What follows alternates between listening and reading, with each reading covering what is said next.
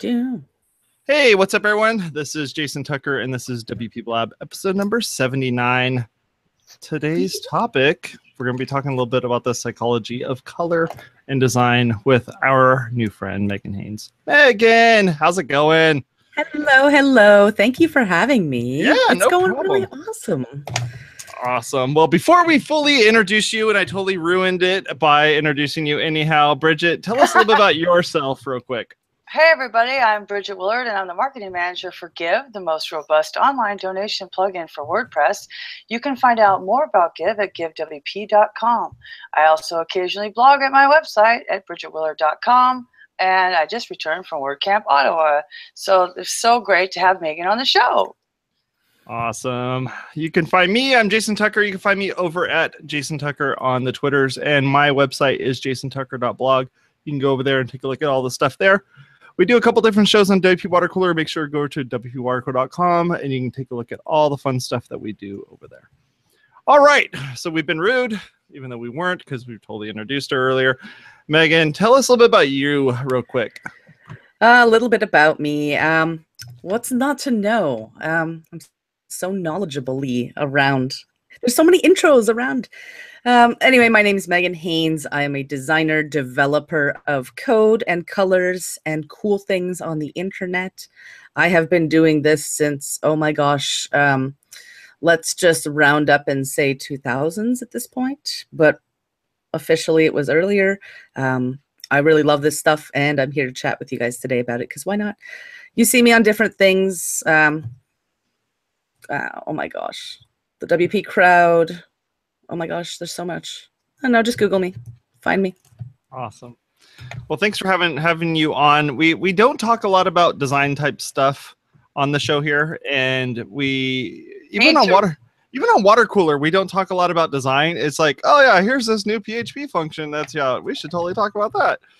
So we just, I don't know, like I don't hang with those types that are the awesome designers, like that want to go and talk about it on the show. They just go like, don't you guys just talk about plugins and themes and stuff like that? And it's like, no, we got to dive deeper. And Bridget and I started this show early on as a way of like doing question and answer type things to help out people in our chat room, where they have questions about all sorts of stuff. And we would totally like it if you have any questions and you're watching us live. Feel free to chime in the chat room, help us out there.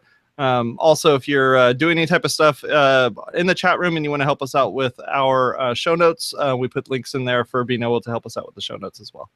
So like I was saying, we started the show as a way of kind of helping folks out, and developers sometimes, most of the time, suck at design. And color, oh my gosh, color is the worst for me. Color, I just go like, I'm just gonna pick this color wheel and that looks good. And then I find a color number and I go, okay, let me go get the hex. And then I put it into Google and I say, Google, is there some other color that goes with this thing? And then it goes, yeah, here's a website that may have that color. And I'm like, oh, okay. So we found something that kind of works together, I guess. Right? I mean, right? I mean, Bridget, you know you have this exact same problem at some point too, right? You come up with a cool color.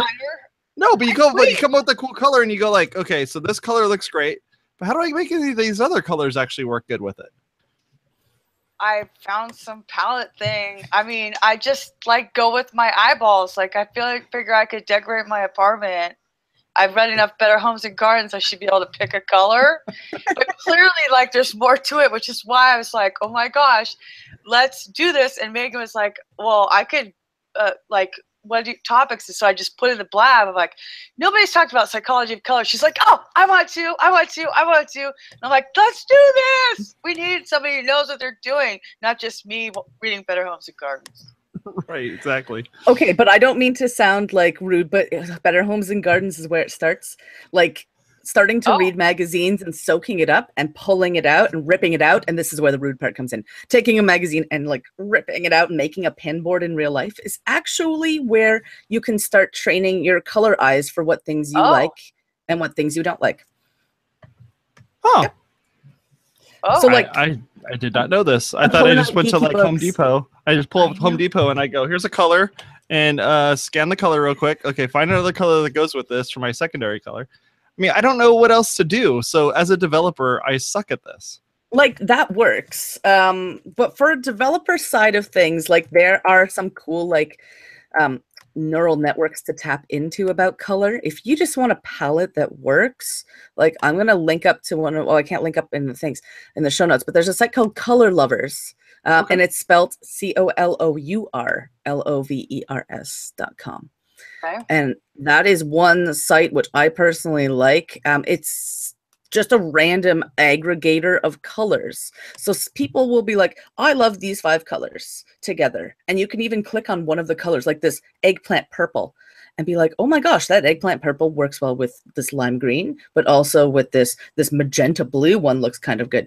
It's a really like, this is kind of going around the entire, I was about to pull up an artist book, right? And get totally pull up an artist book. And I was going to. This is, oh, am I backwards mirrored? I probably am. No, you're forwards. You're good. Oh, I'm forwards. Sweet. So this is the artist manual. This is just a classic like art book that you'll find at any discount bookstore. There's always one of these in the heavyweight nobody wants to carry it section. And they often have a section 2 that has this awesome color wheel. And that color wheel shows you kind of the mathematics behind colors.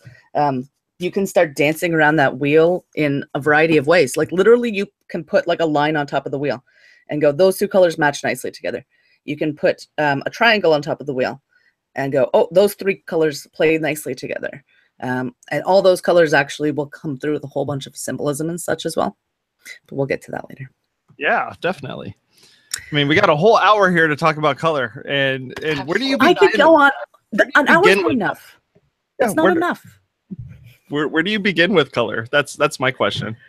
Well, you can start with red and go down with ROYGBIV all the way down. ROYGBIV for the win. Exactly. Awesome. You know, the I in ROYGBIV is somewhat controversial. Indigo? The indigo color on many color wheels and such is still kind of hit and miss. And magenta as well. That range up there. Huh. It's a challenging range. So let me ask you a question. Let's just be a little more interviewy then. Let's pin a point. So when you are building a brand, this is the marketing, right? You get a website or you're starting with the logo. How do you choose your colors? Or we could go back and say, so if I want to communicate that we are a brand that is generous and friendly, what colors would you recommend that communicate that? You can do such a thing? We are literally thumbing up because I just love exactly what you're getting at right here. So branding with colors is pretty awesome in general. There are tons of symbolism in terms of color symbolism around the world. It depends on really where your target market is. So let's go ahead and say global company because we're a global world nowadays. However, color symbolism does change depending on what market you're in as well. So that's just something to keep an eye out. Generally speaking, reds are passionate colors. They're hot colors. Greens and blues are cooler, more soothing nature colors. But you can really just go up and, you know, kind of soak up what you want to be. So if your brand wants to be kind of a generous, happy brand, a carefree sort of thing, well, I would be looking at colors like the color of the sun or the color of grass, because those are those vibrant colors, or also the color of like ocean as well, because those are like protecting colors too. But colors I would avoid for like such a giving, generous thing would be like a red, because red is like Ferrari red on the road. Red is like aggressive. McDonald's red. Yeah, it's too aggressive. Exactly. Kind of as an artist, wording the colors is a bit hard, for lack of a better term. But good question. Yeah, because I've read for McDonald's that they made their logo red and yellow specifically because it stimulates hunger and it's so agitating that you want to leave. And in a restaurant business, you want those tables to move because the turnover is how you make money. So I know like IBM is blue and blue is strong and you feel like really like solid with something that's blue. Black is always like super professional. Orange can be like really happy and playful and cheerful. Like, so like when you're communicating your branding, you know, the colors that you pick, and I know that I've heard certain colors have a higher click-through rate. So when we're designing websites, when we're making CTA buttons, yes, are there certain colors we should avoid or gravitate toward? Yes, and I have the fancy answer, and I have the one solution that you're looking for, and you're not going to like it. That's my favorite word, isn't it? I know. It is whatever changes your click-through rate the most. I know. So usually it's the brand color that you pick, right? And as long as you make your allegiance and you're consistent on it, then generally, now we have psychological things in North America. Green means go, red means stop. Right. So in general, a button that's green will have more click-through. But if you look at a lot of actual statistics and use cases of websites, that varies. And numbers, depending on what sites do what tests, show that like orange actually has a higher click-through rate because it's more energizing. Yep. Orange and green are the top two colors. But whether that's because orange and green are motivating colors or because they're secondary colors on the color wheel and primary colors have been used quite a lot in branding, that becomes a question to ask also, right? So, I mean, the short answer is it depends. And the long answer is whatever color is your brand color and whatever is giving the harmonious experience of moving forward. So just pick a color and stick with it, really. The worst that people do is they decide, oh, I have a cool brand, but my favorite color this week is magenta orange, and they change everything. And nothing is consistent anymore. And it causes one of the key design principles, regardless of color, like this is psychology of design, period, is just keep it simple. So changing colors all the time is like, literally, I'm doing the Home Alone face. Oh, yeah. Don't do it. So what about when those colors are used over and over and over again on the page? So like for instance, that call to action button that's sitting there is the exact same color as the logo that's up in the corner. It's the exact same color as the border around one of the containers, and you have maybe text that's all these different color, the same color being used over and over again, and it gets lost. So when you're on that squeeze page and you're trying to get the person at the very bottom to click on the thing that says, hey, I want you to go buy my product, is that button going to get lost in the color? Yes, and they do, and we do. So the way that color works in our eyes, it's like literally, if you could imagine these little ones and zeros, right? So if you're looking at a lot of like, let's say green, you're looking at all this green, you're looking at all this green, your eye actually gets tired of the green. Yeah. And that's why the contrasting color on the button works, is because, it pops. So you can actually get fatigue by flooding with a color. So that's why often you'll see that kind of white magazine design comes back in vogue, is because, okay, we're taking away the color from the background. It lets the images pop again. It lets our brand pop again. But we're going back towards a minimalistic instead of a major color shift. But I mean, this comes down to, style and web design as well. There's, color and psychology do play a lot into it. But at the end of the day, your design and everything should work in black and white. Yeah. Always. It should work almost like without even color, design transcends the way that it's expressed. That's what I'll say. Oh, that's a good quote. Design transcends the way that it's expressed. I like that. So since you went to black and white, I know that near and dear to your heart is accessibility. Am I right on that? That's very true. When we are making our secondary and tertiary colors on our website and decorating our links with color, can you talk a little about making those choices and the contrast? And I mean, half the time I have to have my readers and I still can't read it. And if I can't read it, I'm out. Yep. So a little bit about like when you're choosing those colors, what are the considerations for accessibility? So like there are some actual like web laws. We don't have many laws in the web world, but some of those guidelines that we have include the WCAG, which is, I believe, the Web Consortium for Accessibility Guidelines. They have different versions, kind of like HTML, but we have HTML 3, 4, and 5. Oh, sure. You'll have the same kind of thing with WCAG. WordPress, as it ships out of the box, actually does encode things properly, and it sets it up, the framework correctly for building success on top of that. So yay. Yay for That's WordPress. Awesome. But in general, coming down to like color and design as well, and accessibility, there are ways to test color contrasts, and how well those type of colors express in the accessibility type of range.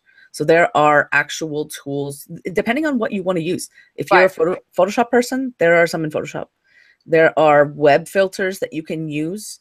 I think the keyword will be accessibility color tests or colorblind tests.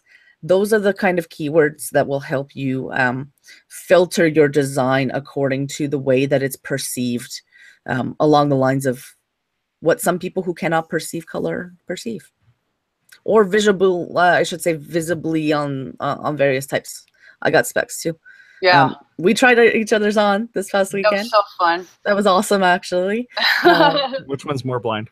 I think we're just slightly more blind, but I noticed totally the thickness of them recently. But like, I often, like, one of my usability tests to do is just to take off my glasses, because it becomes sort of, I like to say it's like a Gaussian blur of, I don't know, like, oh, it's all Monet. It's all exactly. all Monet. Like, I'm so beautiful without my glasses on. It's such an interpretive world, this blurry world.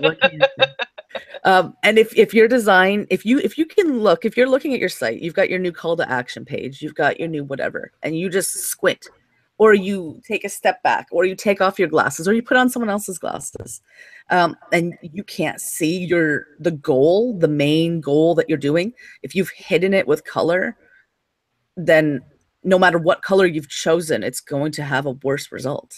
Oh, I see. I know it's so zen, and I don't want to be so zen. I like being practical on things, but that is a practical way to see it.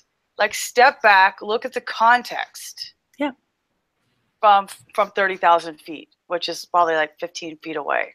That's exactly it, because then you'll know, and there are various tools. So you have to do it by both. You have to kind of do it the artist way if you want. You can squint at it, you can look at it. We often will like turn a picture upside down because it looks different. It makes your brain look a little different, or look it in the mirror because it looks different.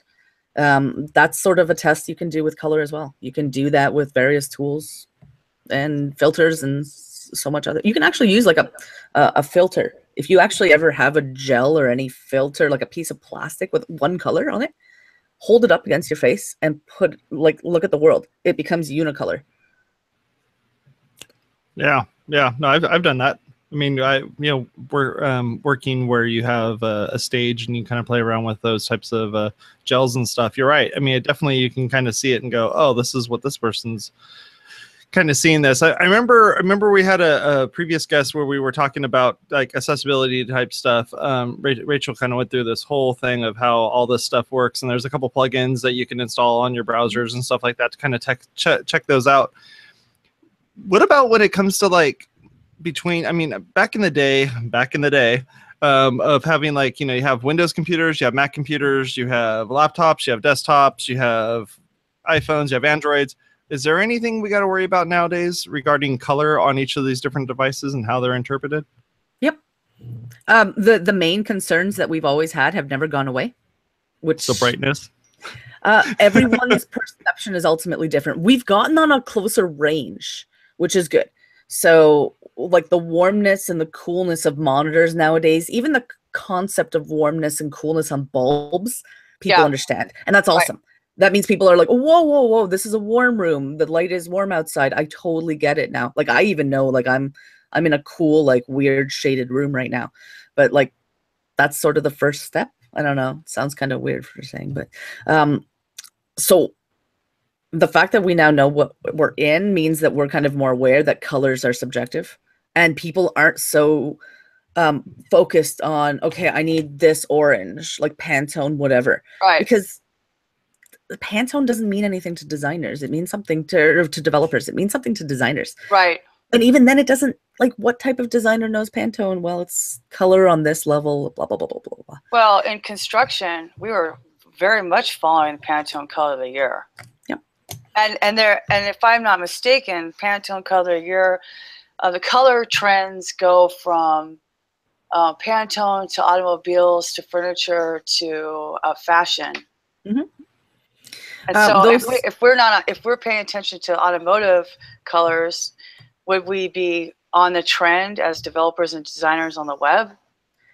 Oh, you want the secret for knowing what the hot color is next year? That's what I'm hearing. My brother-in-law is an interior designer, and that was what he told me. But I don't know if it's the same for the web. So you got to be looking on like the hottest fashion, the hottest colors, the hottest runways, the best Louis Vuitton. We're seeing a lot of interesting, deeper colors coming out. Some shiny silvers also coming out. It's actually, but the problem is, it's completely subjective. At the end of the day, no matter what I say and espouse off, if you're a Louis Vuitton person, you're going to pay attention to Louis Vuitton colors. And if you are a Chanel girl or like a Walmart discount brand like me, you're going to pay attention to the Walmart discount brand colors. But if you're going after that customer base, yes, remember this psychology is of it, right? So say that you have you just have a hotel, like I had drinks at the Andaz, right? So it's a Hyatt hotel. But I didn't know that because it didn't look like any Hyatt I'd ever been to, right? It was way upscale. So the thing is that when you're trying to go after an audience, you have to know what resonates with them. So then if you are trying to get somebody who, well, Jimmy Choo's just got bought out by Michael Kors, but that kind of thing, where they had, with their branding on the back of their Jimmy Choo's, they have that red on the back of that high heel. That's like their claim to fame. And before, it seemed like that was ugly. It looked like a mistake. Not when people said, "Oh, that means Jimmy Choo's," which means I have $500 or more to dump on a pair of shoes instead of a car payment, right? So then that all gets in the psychology of this person can afford it. It's the whole concept of I have a Chanel bag, therefore I can afford to do this, therefore I'm a successful person. I'm driving a Tesla because I can afford to dump $70,000, $80,000, $300,000 on it. It becomes part of your marketing almost as a lifestyle, and then therefore you trust me and my services. So if you're going after that clientele who believes in those colors, is there a way you could tap into that for your own marketing, or should you what kind of research should you do for when you're developing, or are you, as a WordPress agency, how much do you think that you're advising your client on their branding colors for this purpose is probably the most concise question. So there were a number of questions, and we'll just kind of dance around answers like we always do. I love this part of it. You can, if you want, decide to be a Louis Vuitton. I am selling cupcakes. I'm selling these new markers. They're called Flarpy markers. They're not Sharpies now. And I would like to brand these like Louis Vuitton. They are the most premium marker. They are the best marker. They are making everything amazing again. I can choose to actually start dressing myself up. I can study Louis Vuitton really closely. I can see how he positions himself and then the brand in the market. Or I could take some inspiration boards. I'm not, no actual joke. I use Pinterest for my clients because this is why it exists as a tool. Yep. Right. That's the digital pullout. We were chatting earlier about, well, if I want to be an eco-friendly, awesome thing, and I want to be green, I want my brand to be green because I'm all sorts of awesome and healthy, then I want green to be my color and associate green and stuff with that too.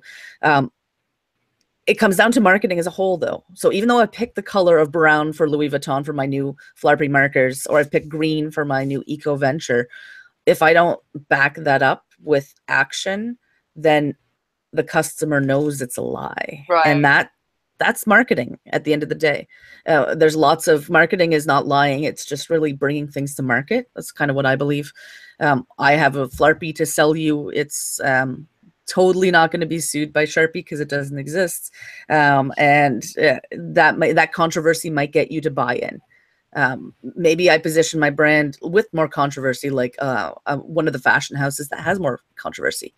When you actually mentioned Jimmy Choo shoes quickly, I looked them up because I know Jimmy Choo shoes, the name, but I didn't know about the new acquisition, acqui-hire, whatever you want to call it. I spend my time on Twitter reading useless stuff. It's all useful. It's just useless to someone.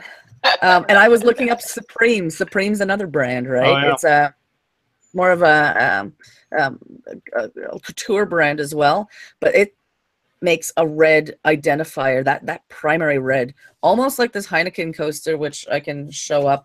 There's no actual, I don't think there's anything on them that's a problem. That red on a Heineken coaster is like, boom. Primary color is boom, straight up. That actually does have a psychological punch. You can go straight with that. There's a reason why brands do that. You can start getting into the more Louis Vuitton, I'm playing with leather, I have styles, I'm doing new things, but it becomes more confusing for the user at the end of the day for like making your one brand. The difference becomes in for the client to know, okay, logo, what's a brand, right? My logo is my brand, or is this my brand, or is this my brand color, or what's my brand palette? There's all these terms which are kind of really confusing. That are sort of, they're kind of nice to have guides for. And I know there's plenty. I'm not plugging any. I don't build my own. I should probably fix that. Like little tiny like guide workbooks to help you identify, pick a main color and then sort of pick a secondary or third color. You can hire people to do that too. We do this professionally, but at the end of the day, the client is and the customer is always right?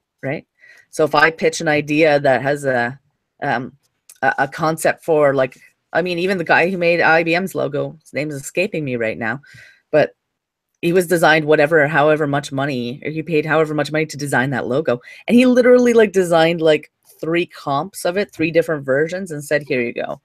And here's one color, like it's big blue. You're not going to be, changing your brand color from big blue. Right. So a lot of the things have a long-term play. So you need to at least pick one color that's kind of, okay, stake my flag in this. And then you can sort of complement and change your complements around. It becomes a way bigger branding exercise to change a larger, like major brand of your color.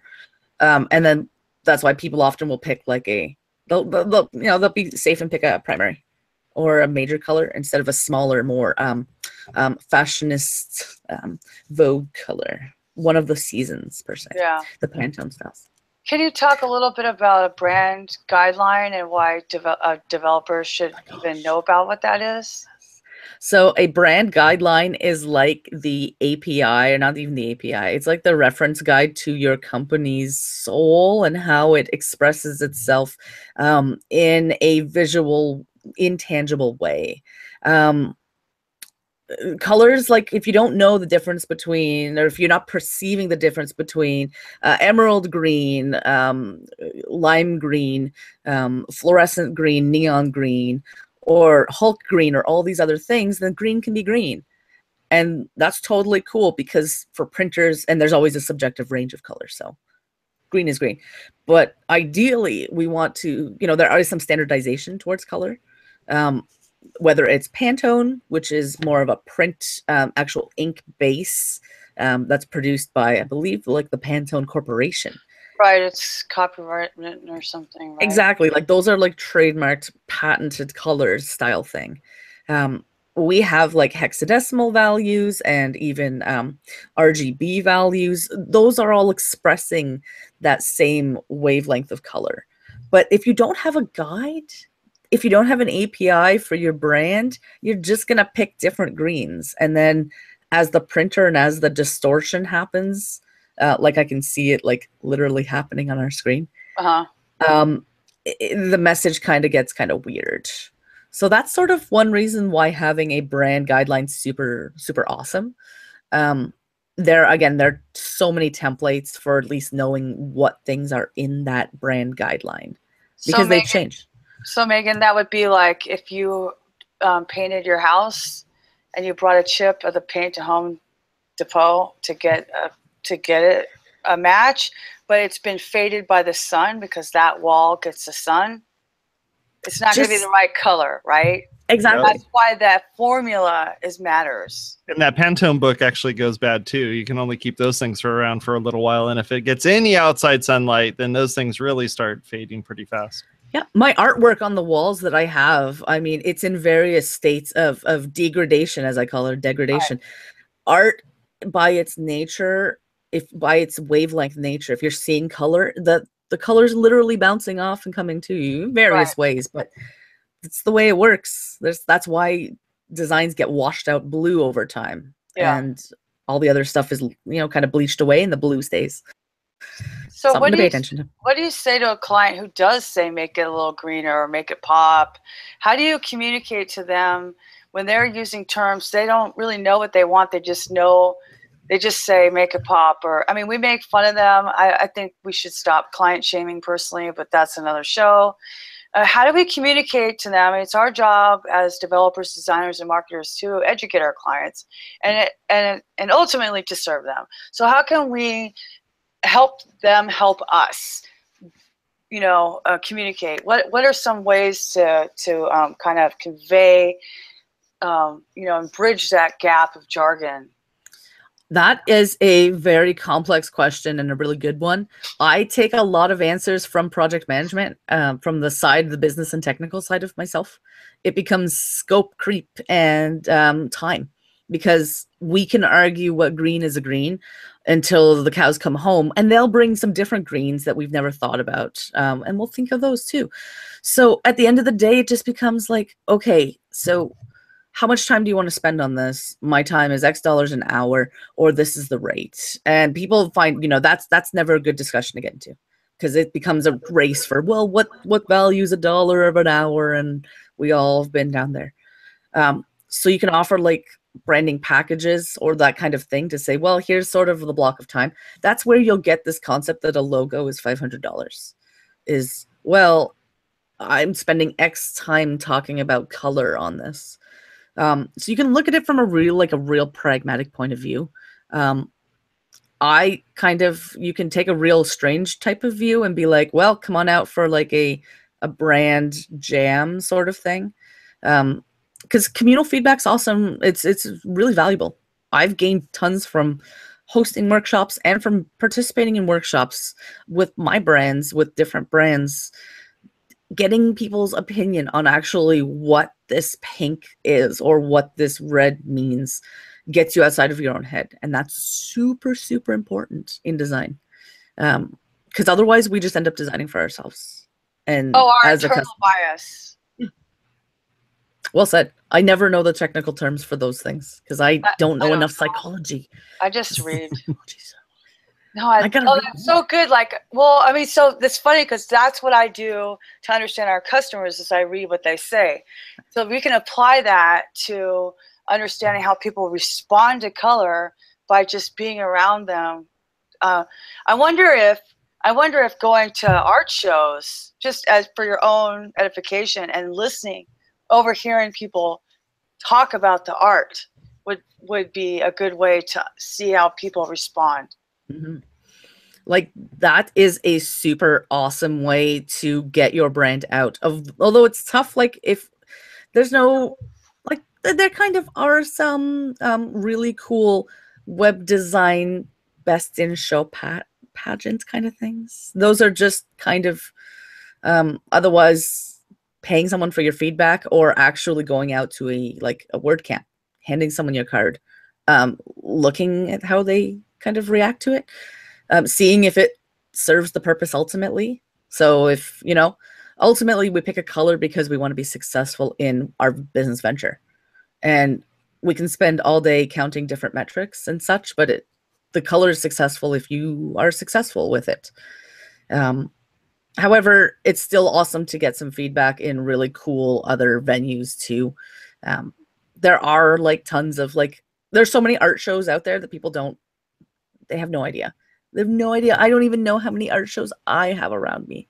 There literally is a gallery like down the street that constantly tells me that the hardest thing that they have is never like actually getting people there, because you can get people there all the time, but it's actually just using it to be fun with art. There's so many opportunities. You can go out just for fun. Like so you have a brand card, you have your business card, you picked your Pantone color, you have it printed out, and you want to like test out that color. So you can like go out to like a graffiti wall around town. It's not an art show. This is a really like zero budget art show. But there are some like, legal graffiti walls around, and you can just sort of be like, oh, that's awesome. That's my color sort of thing. How does that play with other things? Oh, okay, I'm kind of seeing, I never thought of actually pairing it with this and this and this together. Use your awesome, I don't even know where mine is. Look how good I am. I haven't looked at my phone once this entire show. Good job. No, I'm just kidding. You can take pictures and actually add it to your pinboard, and then use those for later on, version 2, version 3. One principle I always adhere to is, despite the fact that design should be rigid, design is also iterative. So while you pick a main color for your design, at the end of the day, the complements may change and the way that you share that color may change. Oh, right. You got to soak up art from everywhere. You got to soak up inspiration from everywhere. Did you see some of the art shows? There were some around. There's some light shows around that'll gain you inspiration too. We went to the light show at the Parliament for Canada 150. Nice. But I live in a town that's right. The next town over is Laguna Beach. So there's art galleries everywhere, and the Laguna Beach Plein Air Society is always inviting me because I like their Facebook page. And I'm like, I should just go there and just see. You know how when you go to a gallery, because I'm not usually a museum person, but I was just thinking, my concept of overhearing other people talk about what they're seeing, which is what I do by listening on Twitter. If you just went there and listened to them react to whatever art was there, you might get a better perspective on what they think about art. Just stand there and kind of almost be a voyeuristic experience, because that's what people do is when they go to a museum or they go to the art gallery, they're responding to that. Like they're talking out loud to the person they're with. They're going, what is that? I mean, Jackson Pollock is rolling his grave or whatever. Or somebody's going, I love that color blue. It makes me feel peaceful or whatever. Because they're saying it out loud, you could overhear it, and maybe you could get a better idea of what resonates with people. I don't know.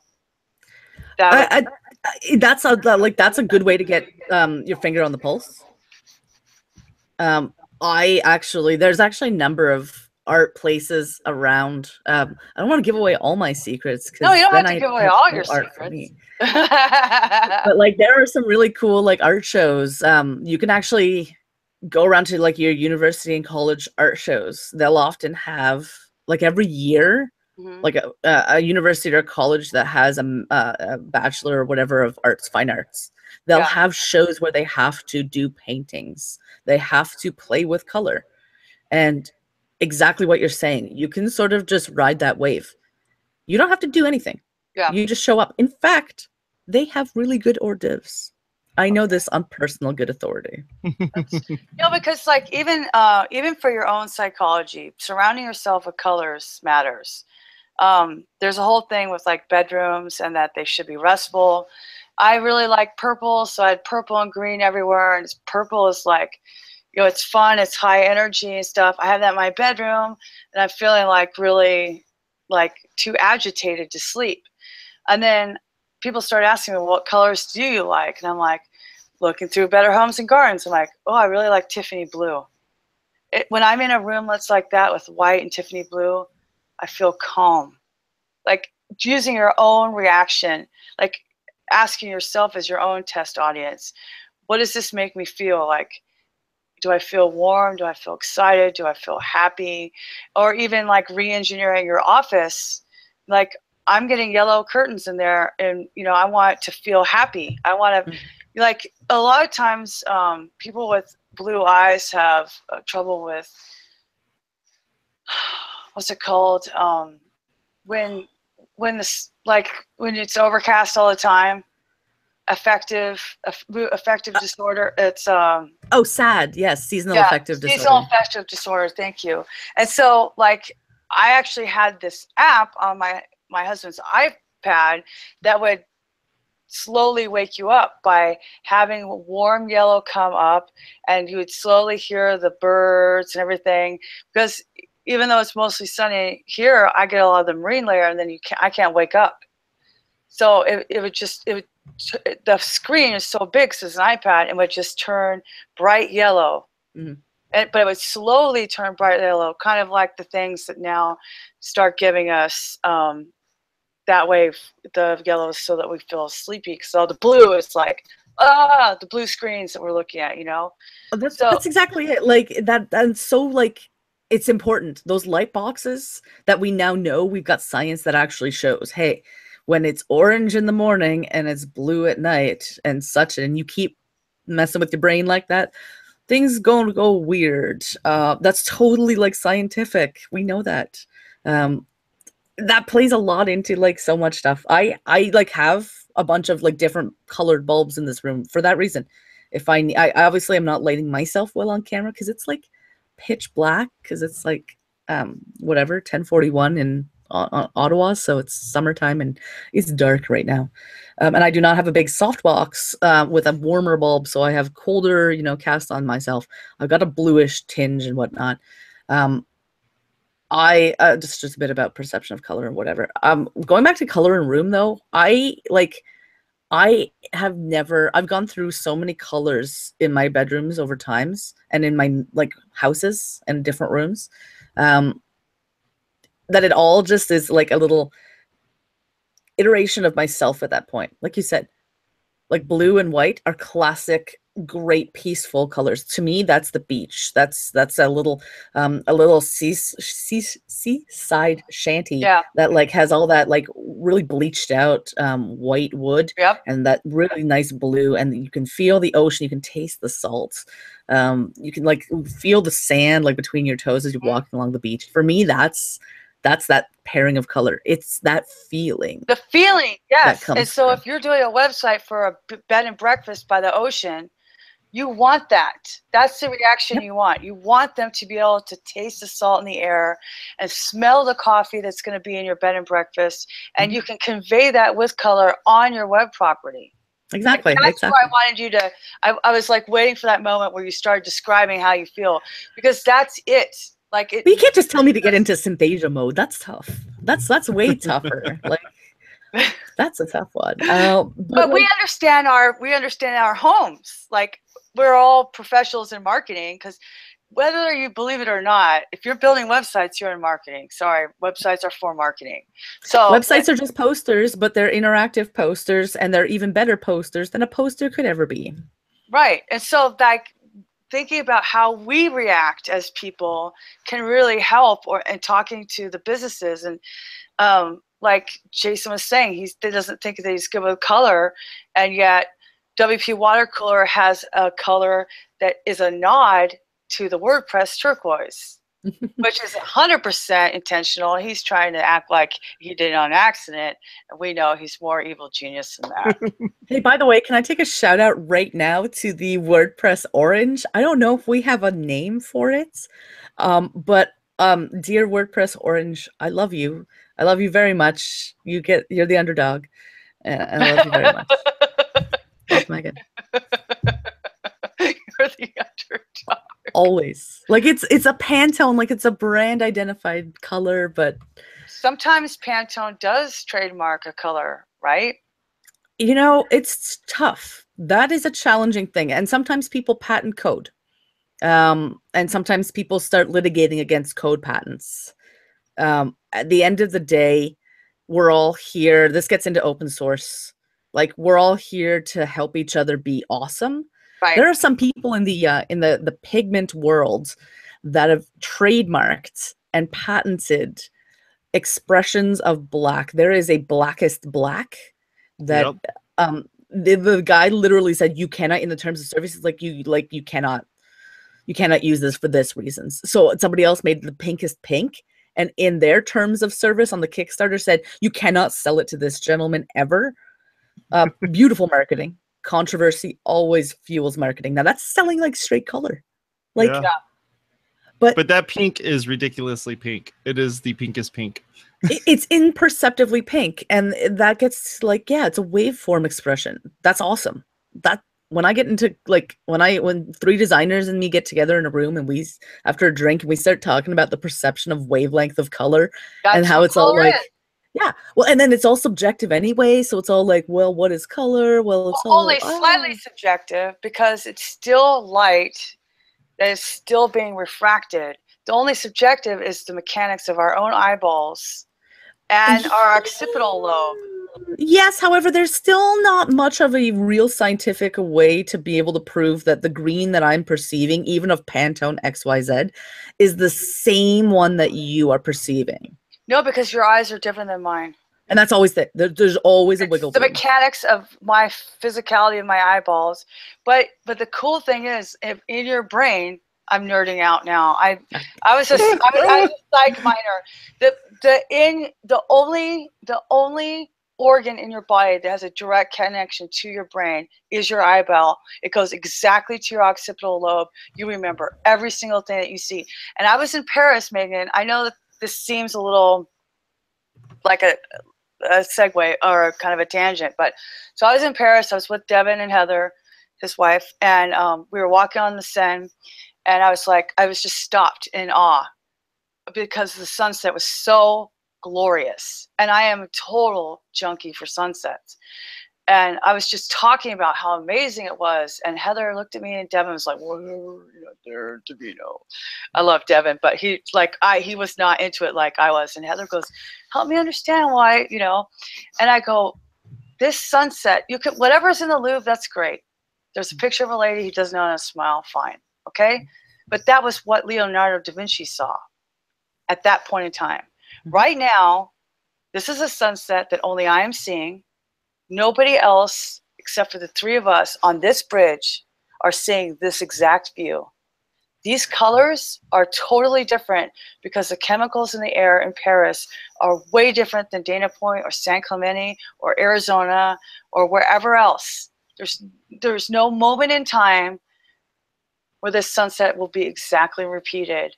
Mm-hmm. And when it goes down, the sun comes back up and it's a brand new day. And that moment was mine and hers and Devin's and ours alone. It was epic. And that's color.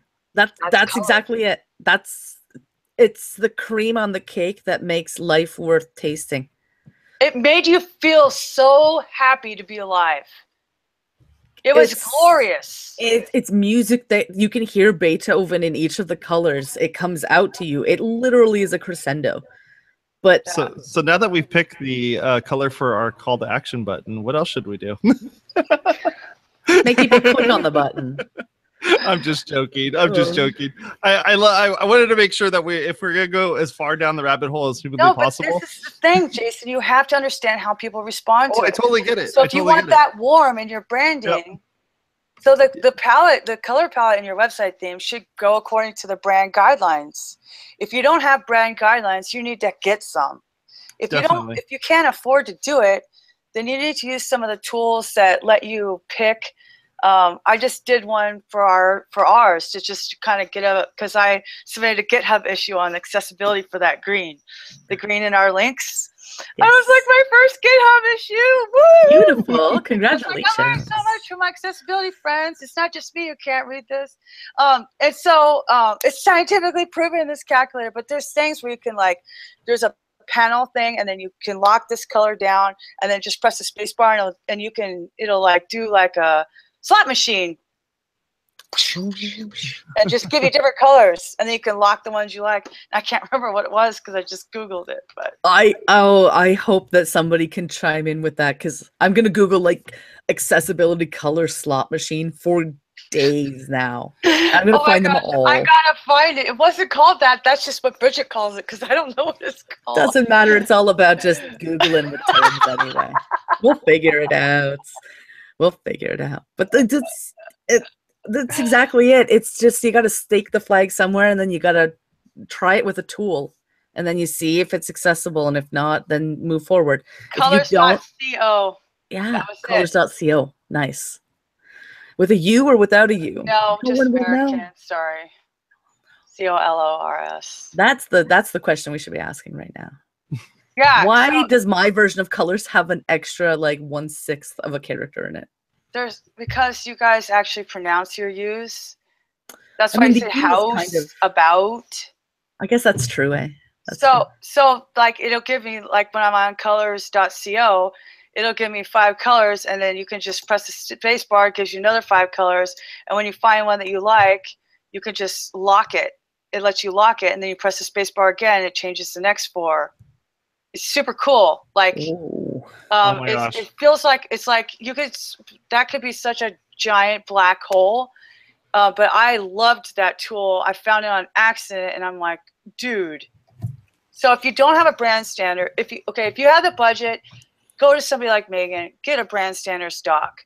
If your company doesn't have it, add that to your services as a web developer. That's valuable because it makes your life easier, because now you know the hexadecimal colors are allowed in the theme, which is the header, the footer, the CTAs, what's the primary. I mean, obviously you want fonts, secondary fonts, tertiary fonts, logo usage, you know, proportions, all that stuff. You can look at Twitter's brand standards.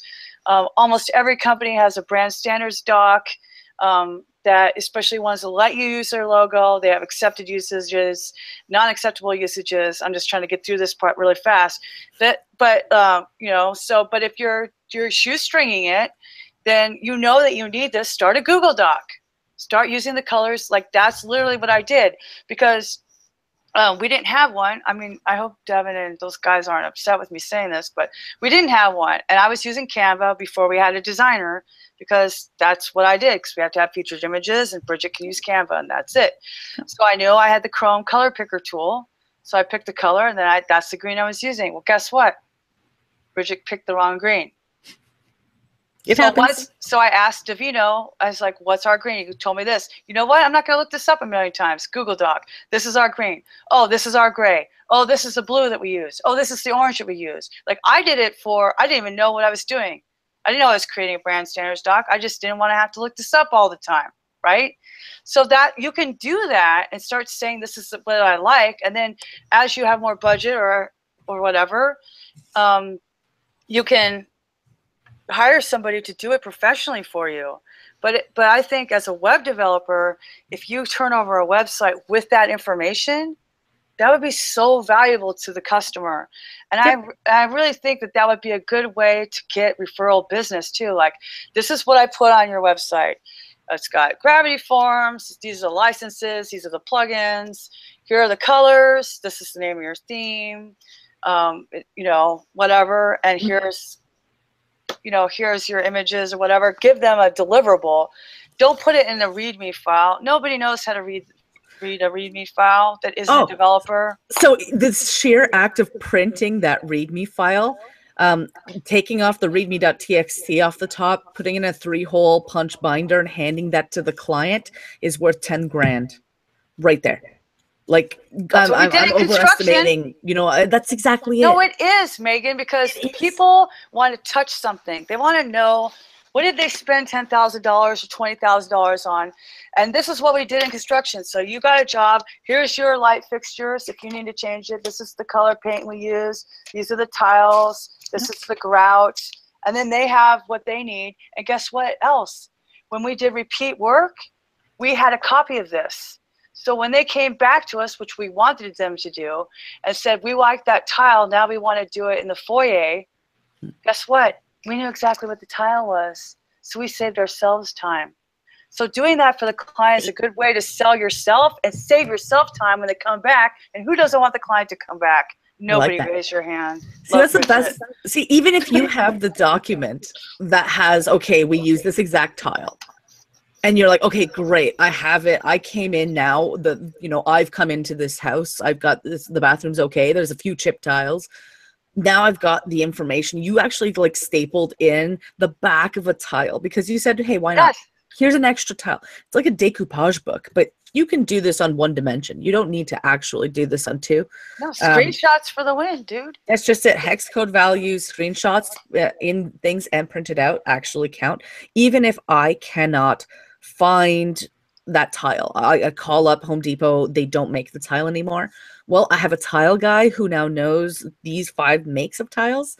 And because you gave me enough information, I then looked it up in a codex that looked it up. You know, we've got codexes for WordPress. We've got codexes for JS.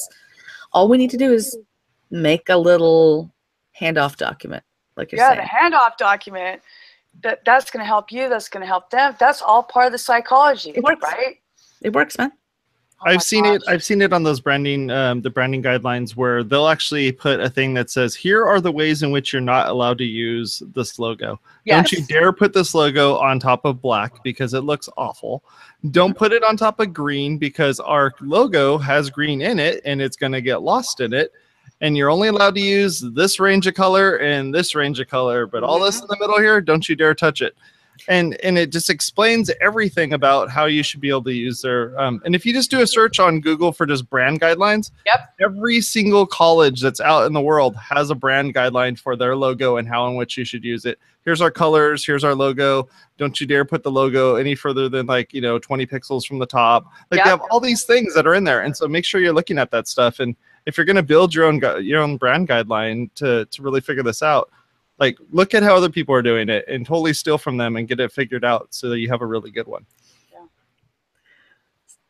Uh-oh. We just lost Megan. We've been having some weird issues on the show today. The YouTube. Like yours on your side keeps blinking on. I know. It's like an old TV. You just want to slap the side of it for the hold.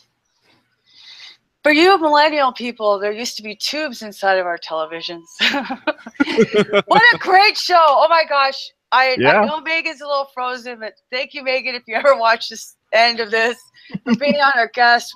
I was enthralled by this conversation. Of course, I'm kind of passionate about color. I'm not a designer, but I love psychology. I love marketing. I love great conversations. This was amazing. And I really think if we should open source a brand guideline template. We should just throw that on GitHub. Can you just throw stuff like that on GitHub? I'd imagine you can. Does it have to be actual code, or can it be? Sure, it could be a bunch of HTML that describes what the page is. Yep, that would be fun. Throw HTML there. We could do that. Easy peasy, lemon squeezy. So Meagan Hanes is awesome. She can be found on Twitter as mhanes. And let me see where else, because she just got frozen, and not because she's in Canada. She is. She's popping back in. There she goes. Tell us where we can find you, Megan. So the good people. Not connected to the internet, apparently. Oh, darn you, Rogers! Yeah, it's someone. It's one of the two. You can actually, who is it on right now? No, it's Bell. It's through Bell and Distributor, but whatever. I know. Who can I say? You can find me right here on your screen in your pockets. You just have to Google Meagan Hanes. You can also find me at mhanes on Twitter and Facebook and various places. You can find stuff at meganhanes.com. Literally, just look me up until you're sick of it. You'll find me at WordCamps around. Rumor has it I'm speaking at WordCamp Montreal. Well, rumor is in fact correct. So come on out to Montreal if you've never seen Montreal. I love that Megan starts her own rumors. That's awesome. And I have who's on the back of my phone who I can represent here. Props and shout outs to Halifax with their Wobster version 1.0, awesome. Atlantic Canada's first WordCamp. That was cool. Yay. Very, very cool. But thank you for having me. Oh, yeah. Thank you. This has been a great topic. And this is so fun. Talk about design. We could go on forever, but we can't. No, because the good folks in the East Coast need to go to bed. They're up too late. Yeah. Folks, that's about it. Thank you very much for watching the show. We really appreciate it. I want to say special shout outs to all of our folks that are helping us out. Sherry and Cheryl for helping us out. And I think James also helped out in there as well. So thank you very much for helping us with all the show notes. Our show notes just get generated. We get to sit here and talk, and they get to take some awesome notes for us. We really appreciate all the time that they put into those efforts. Lastly, you can go over to our website at WPwatercooler.com. You can click on the link to subscribe. If you like this particular content and you're watching it on something or listening to it on something, there's usually a thumbs up button, a little star, a little something.